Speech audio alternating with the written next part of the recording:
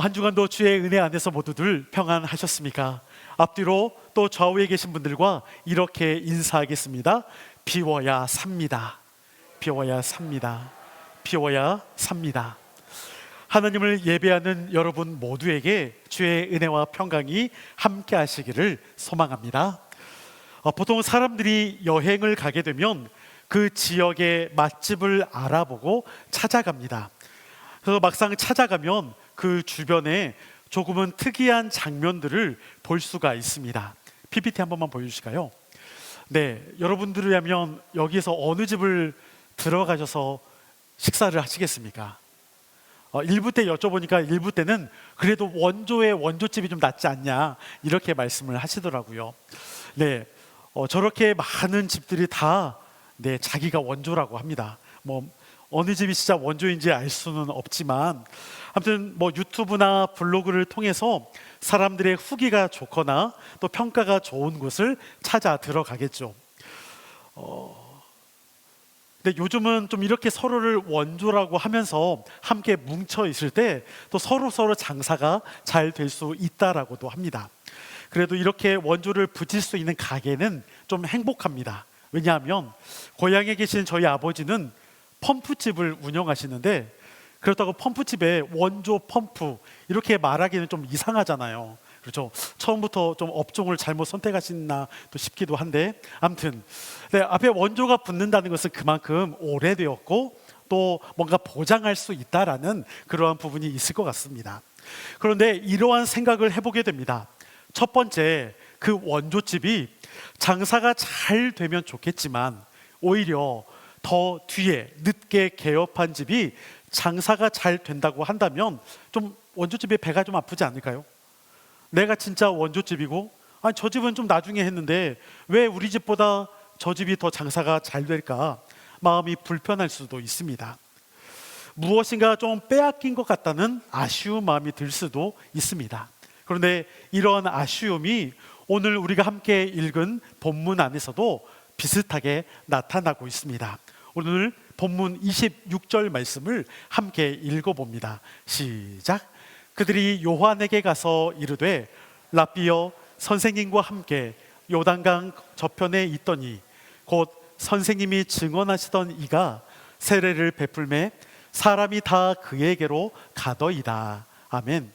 26절에 등장하는 그들은 앞 25절 말씀과 연결지어 보게 될 때 세례 요한의 제자들입니다. 그들이 세례 요한 스승에게 찾아와서 말하고 있습니다. 저번에 스승님께서, 선생님께서 증언하시던 그분이 누굴까요? 예수님이죠. 예수님, 그가 세례를 지금 베풀매 사람들이 다 그에게 몰려가고 있습니다 라고 말합니다. 세례 요한의 제자들의 그 말 속에는 서운함이 조금 담겨져 있습니다. 그들은 자신들의 스승인 세례 요한보다 예수님께 세례를 받기 위해 더 많은 사람들이 몰려가고 있는 것처럼 위기감을 느낍니다. 22절과 23절 앞에서는 당시 예수님과 세례 요한이 각각 세례를 베풀고 있음을 이야기하고 있습니다. 또 세례 요한은 앞 1장에서 나는 광야에서 외치는 소리라고 말하면서 예수님 이전부터 이미 세례를 주고 또한 이젠 메시아를 증언하게 되는 일을 하고 있음을 알 수가 있지요. 그러나 그의 제자들은 자신의 스승이 무엇인가 밀려나고 있고 더 인정받지 못한다라고 생각이 됩니다. 그들의 속내는 오히려 자신의 스승이 밀려나는 것보다 오히려 자신들이 지금 밀려날 수도 있겠구나라는 걱정을 하는 것은 아닐까요? 저는 이것을 이렇게 표현해 보겠습니다. 예수님이 나타나시기 전까지는 세례 요한이 주인공이었습니다. 그런데 예수님이 나타나자 세례 요한은 이제 조연으로 바뀌게 됩니다. 세례 요한을 따르는 제자들은 한편으로는 팬클럽이라 할 수가 있지요. 아니, 우리 요한이 오빠가 밀려났다며 걱정하고 있는, 시샘하고 있는 모습처럼 보여집니다. 요한복음을 기록한 사도 요한은 오늘 본문에서 세례 요한의 정체에 대해 강조하는 장면이 있습니다. 그게 무엇이냐면 앞에 24절 말씀을 우리 함께 읽어보겠습니다. 시작. 요한이 아직 옥에 갇히지 아니하였더라. 아멘. 여러분, 24절에 요한이 아직 옥에 갇히지 않았다라는 말은 실제로 요한이 옥에 갇혔다는 말일까요? 갇히지 않았다는 말일까요? 지금은 아니지만 나중에 가면 옥에 갇힌다는 말이죠. 왜냐하면 아직이라고 말하고 있잖아요. 그러니까 나중에는 옥에 갇힌다는 말입니다. 그런데 여기서 우리가 좀 함께 살펴볼 게 뭐냐면 요한복음에서 지금 이렇게 사도 요한이 기록을 하고 있지만 다른 세 복음서에서는 실제로 세례 요한이 옥에 갇히고 죽게 되는 내용을 소개하는 반면 요한복음에는 그 내용이 없습니다. 표 한 번만 보여주실까요? 네, 제가 이제 대충 이렇게 써놨는데요. 한번 보시면 마태, 마가, 누가 다른 세 복음서에서는 이렇게 되어 있습니다. 마태복음에 보면 마태복음 4장 12절에 요한이 잡혔음을 듣게 됩니다. 즉 감옥에 갇혔다는 것을 말하죠. 그리고 마태복음 14장 10절에서는 요한의 목을 베었다라는 내용이 등장합니다. 즉 요한이 죽었다는 말이죠. 마가복음에서도 마찬가지입니다. 마가복음 1장 14절에서는 요한이 잡힌 후 예수님께서 하나님의 복음을 전파했다라고 기록을 하고 있는데 이 말은 곧 요한이 감옥에 갇혔다는 말이죠. 근데 그 뒤에 마가복음 6장 14절에서는 세례 요한이 죽은 자 가운데 살아났다는 소문을 들어요. 그러니까 실제로는 세례 요한이 이미 그 전에 죽었음을 알 수 있죠. 누가복음도 마찬가지입니다. 3장 20절에서 요한을 옥에 가둡니다. 그리고 누가복음 9장 7절과 9절에서는 헤롯이 이르되 요한은 내가 목을 베었다라고 말합니다. 즉 세례 요한이 죽었음을 알 수 있죠.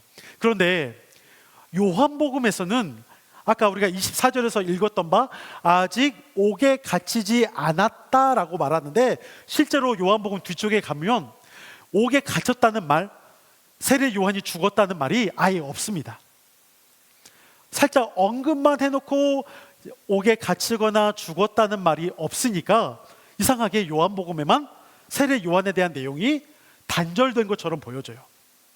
그렇다면 왜 그렇게 오늘 성경의 저자 사도 요한이 요한복음을 그렇게 말하고 있을까요? 저는 이것이 세례 요한의 정체성을 말하고자 하는 사도 요한의 의도라고 봅니다. 뭔 말이냐면 세례 요한은 그가 죽든지 잡히든지 하는 그것이 사도 요한에게는 중요하지 않다는 거예요. 사도 요한이 볼 때 세례 요한은 어떤 사람이었냐면 예수님이 오시기 이전 예수님에 대해서 증거하는 사람, 이것이 중요한 거예요. 사도 요한에게는. 다른 복음서의 저자들은 세례 요한이 옥에 갇히고 죽게 되는 내용도 소개를 하지만 사도 요한에게 있어서의 세례 요한은 그 뒤에 감옥에 갇히고 죽는 이것이 중요하지 않습니다. 오로지 뭐가 중요하다? 그가 예수님 이전에 왔다라는 것, 광야에서 외치는 소리였다라는 것, 예수님에 대해 메시아에 대해서 말했던 사람이라는 것, 그 앞에 사역에 대해서만 강조하고 있다라는 것입니다.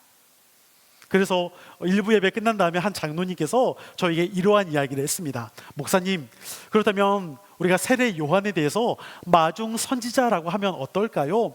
저는 그 말이 참 좋다 생각합니다. 여러분 마중물 아시죠? 작두 펌프에 물 한 바가지 하면은 쭉 흔들었을 때 물이 쭉 나오잖아요. 그렇죠? 제 펌프집 아들이잖아요. 그렇죠?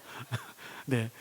여러분 물 한 바가지 넣었을 때 그 마중물, 세례 요한이 어떻게 보면 이 땅에 예수님이 오실 것, 메시아가 오실 것을 기대하고 그 앞에 오실 것을 예고했던 그러한 선지자였습니다. 바로 그렇게 마중 선지자로서의 역할을 감당했습니다. 근데 여러분 앞에서 말한 대로 세례 요한의 제자들은 자기 스승이 밀려난 것 같아 살짝 기분이 상했다라고 말씀을 드렸죠. 어떻게 보면 여러분 제가 이런 말을 써도 될지는 모르겠지만 세례의 원조는 누굴까요? 앞에서 우리가 원조 이야기 했잖아요. 세례의 원조는 누굴까요? 저는 오히려 예수님보다 세례 요한이지 않을까라는 생각을 하게 됩니다. 왜냐하면 예수님도 세례 요한에게 세례를 받았습니다. 세례 원조라고 하면 오히려 세례 요한이 아닐까 이런 생각을 해보게 됐는데, 제자들이 생각할 때 오히려 예수님께 더 많은 사람들이 세례를 받으러 가니까, 아니 우리가 원조인데 왜 저쪽에 많이 갈까? 조금은 이렇게 생각할 수 있죠. 우리 밥그릇 뺏기는 거 아닐까? 정말 이럴 수 있을까? 이렇게 생각할 수도 있습니다. 근데 여러분, 세례 요한은 전혀 그렇게 생각하지 않았습니다. 세례 요한은 자신의 때에 예수님이 구원자 메시아가 오실 것에 대해서 자신이 하는 사역, 그것이 중요하다라고 여겼습니다.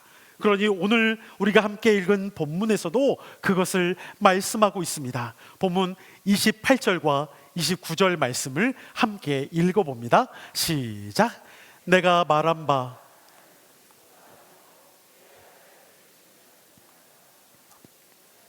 너희니라. 신부를 취하는 자는 신랑이나 서서 신랑의 음성을 듣는 친구가 크게 기뻐하나니 나는 이러한 기쁨으로 충만하였노라. 아멘. 세례 요한은 나는 그리스도가 아니다 라고 말했습니다. 그의 앞에 보내심을 단지 나는 받은 자일 뿐이다 이야기합니다. 그러면서 한 가지 비유를 29절에서 말하는데 신랑과 신부의 비유를 말합니다.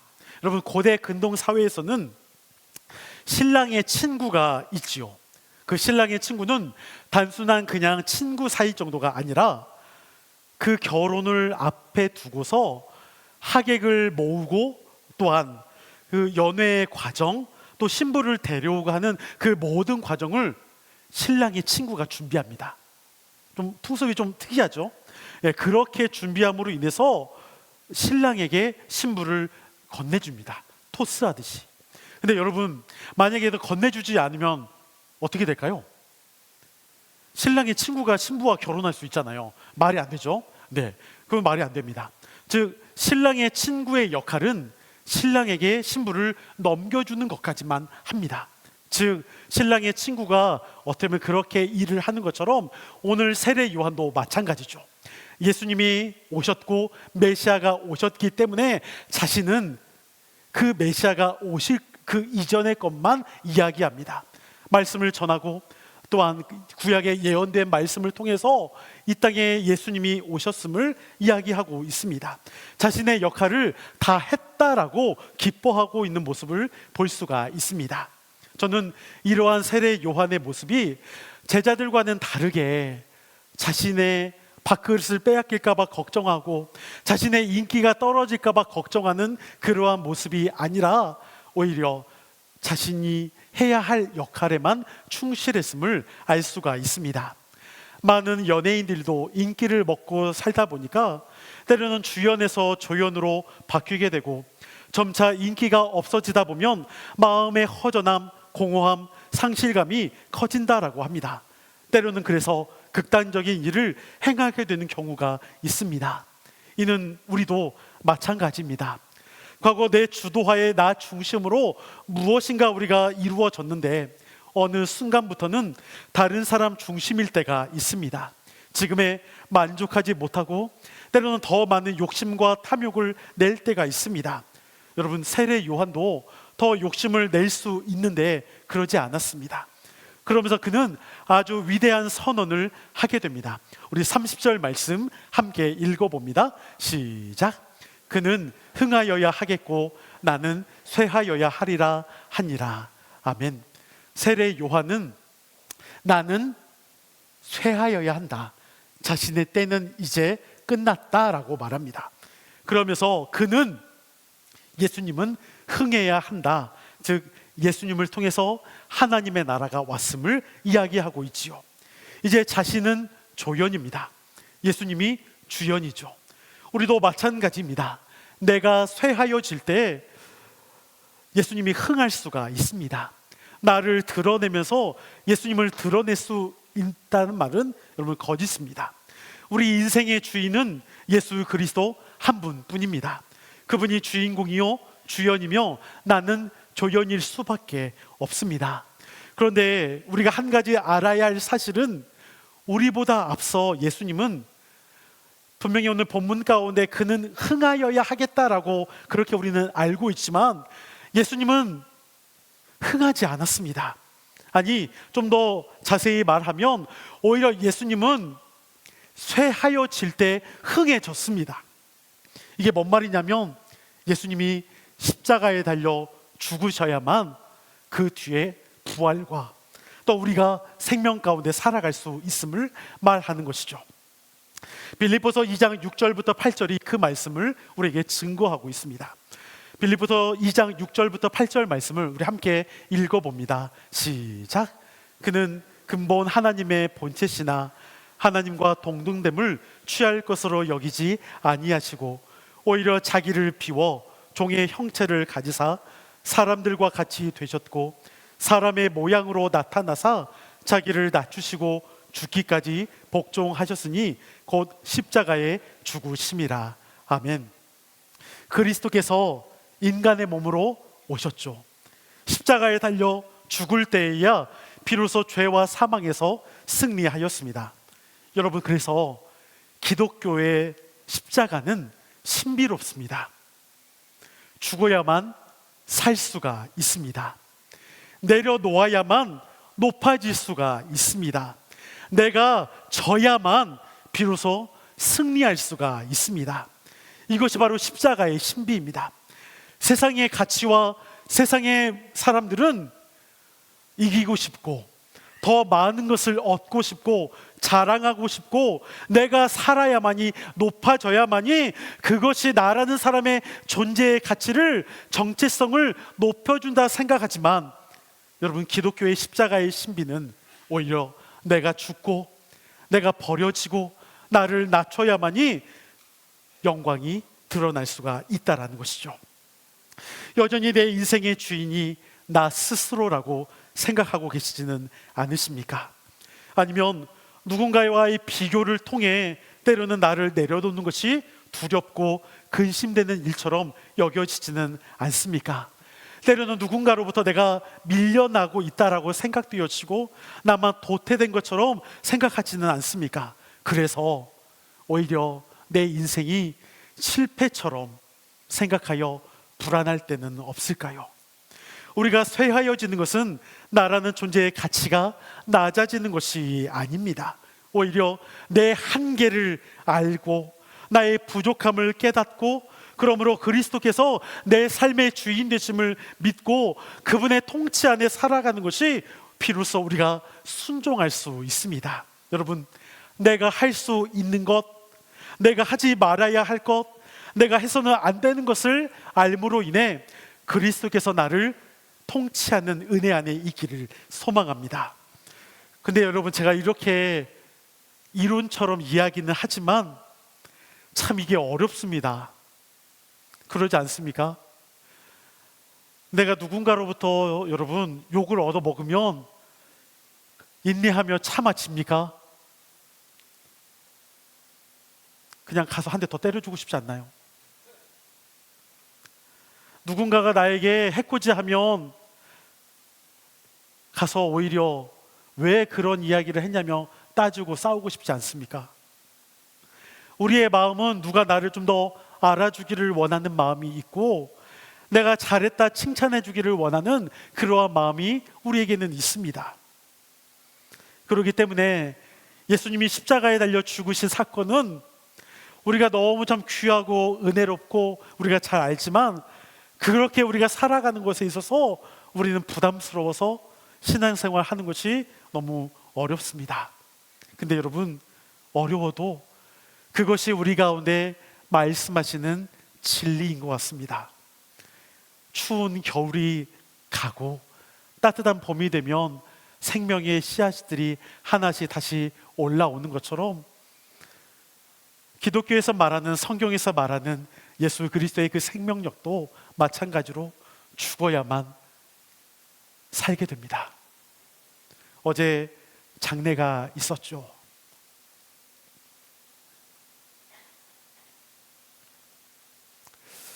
죽음이라는 것은 참 슬픈 일입니다. 근데 여러분, 부활은 죽음이 없으면 있을 수가 없습니다. 다시 만나게 될 날을 소망하며 살아가기 때문에 죽음이 가치가 있는 것이죠. 특히나 믿는 자들 가운데 우리의 죽음, 그것은 육체의 죽음만이 아니라 매일매일 살아가면서 때로는 인내하고 참고 그 안에서 내가 그리스도를 닮아가고 그분을 통해 내가 생명을 얻어 나아가는 것, 이것이 진정한 우리 가운데 매일매일의 부활이 있기를 소망합니다. 그리스도 안에 있는 것, 여러분, 비워지는 것, 나를 내려놓는 것, 나를 포기하는 것 어렵지만 내가 그렇게 나를 내려놓게 될 때 하나님의 말씀으로 나를 채우시기를 소망합니다. 그럴 때 하나님의 말씀이 나를 움직일 수 있습니다. 그런데 내가 비워지지 않으면, 내가 죽지 않으면, 내 자아와 내 의지가 여전히 남아있으면 하나님의 말씀이 나를 움직일 수가 없습니다. 내가 죽어야만이, 철저하게 나를 비워야만이 하나님께서 나를 사용하실 수 있고 또한 나를 통해서 하나님의 나라가 이루어질 수 있음을 더욱 기억하며 날마다 그 비워지는 영성, 그 은혜 안에 있기를 간절히 축원합니다. 이 시간 우리 자리에서 일어서셔서 그가 오신 이후 함께 찬양하시면서 하나님 앞에 기도하겠습니다.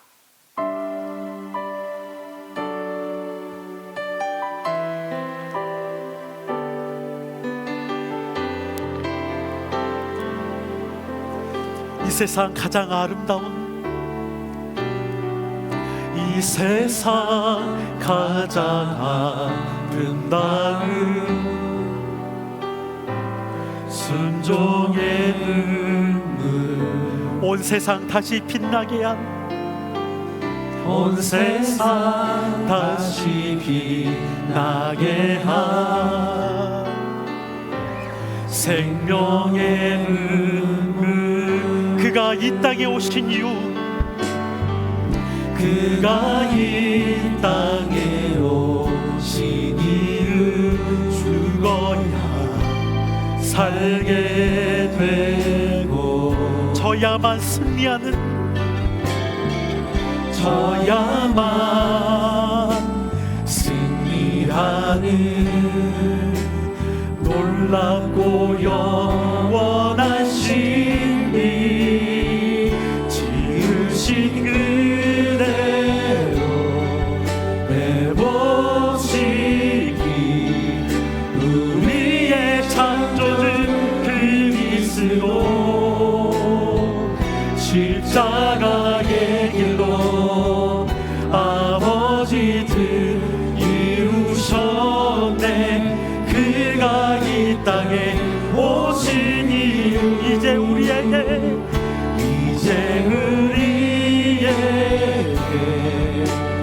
맡겨진 그 소망, 그 사랑, 그 생명,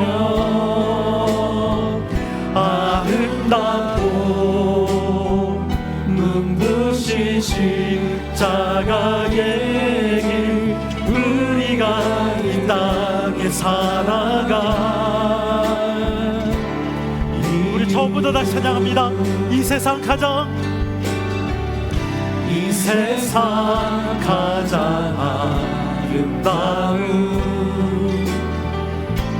순종의 눈물, 온 세상 다시 빛나는, 온 세상 다시 빛나게 한 생명의 눈물, 그가 이 땅에 오신 이유, 그가 이 땅에 오신 이유, 죽어야 살게 되고 저야만 승리하는,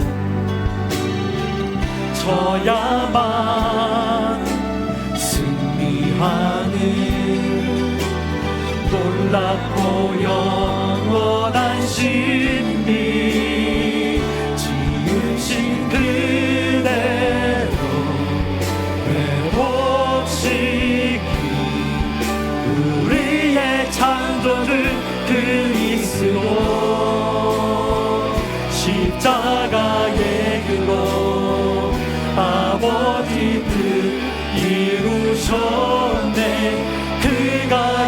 땅에 오신 이름 이제 우리에게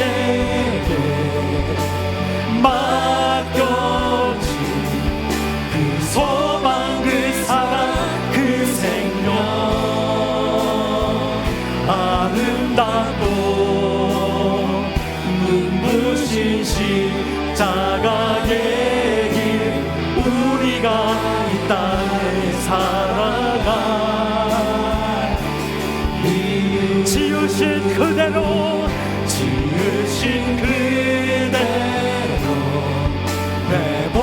회복시키 우리의 창조주 그리스도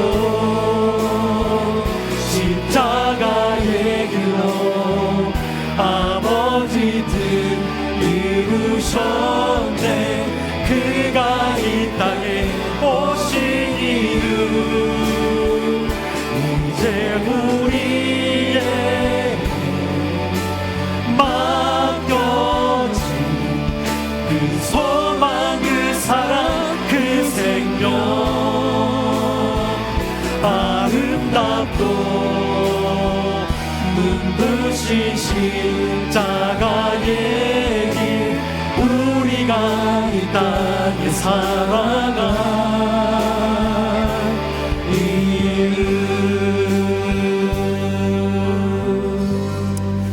이 시간 우리의 말씀을 기억하며 함께 기도하기를 원합니다. 하나님, 우리 안에 날마다 비워지는 영성이 있기를 원합니다. 나를 비우는 그 은혜가 있기를 원합니다.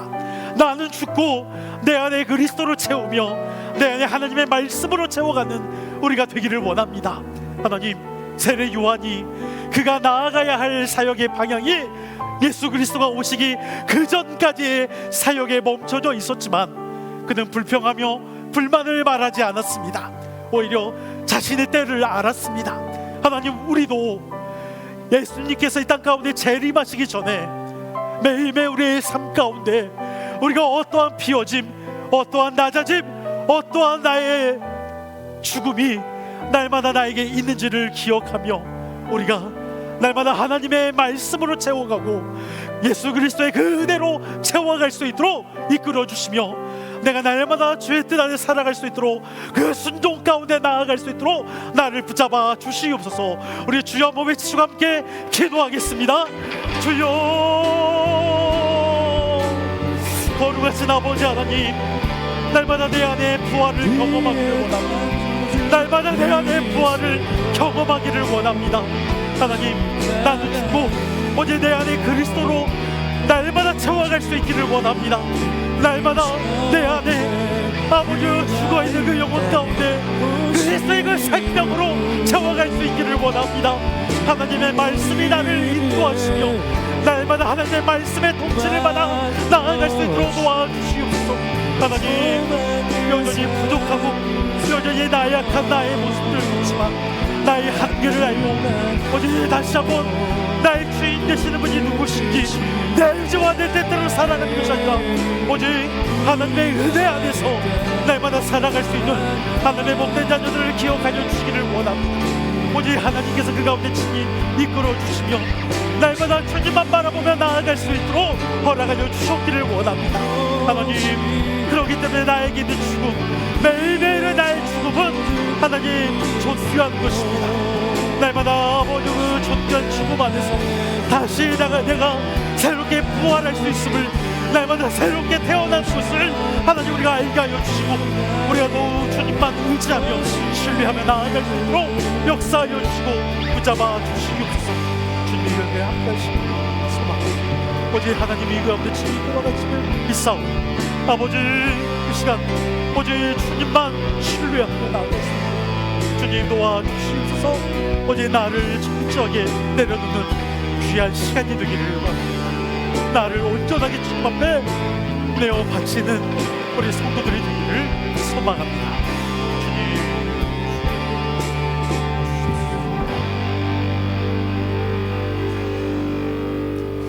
거룩하신 아버지 하나님, 오늘 세례 요한은 자신의 때를 알았고 자신의 정체성과 사역을 알았습니다. 그리스도께서 오시는 그날까지 자신은 그 맡겨진 사명을 감당하는 것, 자신은 광야에 외치는 자의 소리처럼 말씀이 아닌 소리로 자신을 나타내었습니다. 하나님, 이 땅을 살아가는 우리도 내가 역사의 주인공이 아니라 오히려 예수 그리스도를 증거하는 자이고, 또한 하나님의 그 말씀을 받은 자로서 그 말씀대로 순종하며 살아가는 자임을 알리게 하시고, 그 말씀을 통해서 하나님을 증거하고 그리스도를 증거하는 그 재림의 때까지, 내가 죽는 그때까지 그 사역을, 사명을 감당할 수 있는 사람들이 되기를 원합니다. 날마다 나는 죽고 날마다 나를 비우는 영성이 우리 안에 있게 하여 주시옵소서. 그러므로 하나님의 말씀으로 나를 채워가므로 하나님께서 나를 통하여 이루실 그 하나님의 나라를 소망하며 날마다 주님 앞에 함께하게 되는 귀한 믿음의 영혼들 가운데 역사하시고 함께하여 주시옵소서. 이제는 우리 주 예수 그리스도의 은혜와 아버지 하나님의 무한하신 사랑하심과 성령님의 감화 감동 역사 교통 충만하심이 날마다 나를 내려놓고 나를 비우고 날마다 나는 죽고 오직 예수 그리스도만이 살며 하나님의 말씀이 우리를 이끌고 그 말씀의 통치에 따라 살기를 소망하는 사랑하는 우리 신림저희교회 예배하는 모든 성도들 가운데, 우리의 가정과 또한 우리의 자녀들과 또한 우리의 앞길과 또한 우리 가운데 함께하는 모든 영혼들 가운데, 또한 장래 가운데 함께하여 또한 슬픔 가운데 있는 유족들 모두 가운데 영원토록 함께 하시기를 간절히 축원하옵나이다. 아멘.